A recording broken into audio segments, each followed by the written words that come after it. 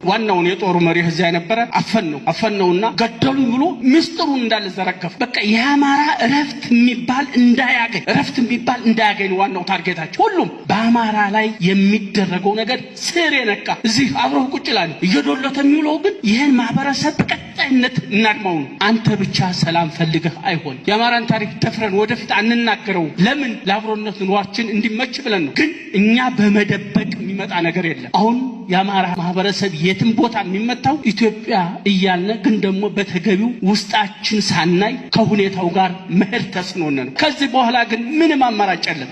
ምንም እኛ ተጋፊ አንሆንም። የመጀመሪያ ግን ተጋፍቶ የመጣ ኃይል ካለ መከፈል ያለበት ነው።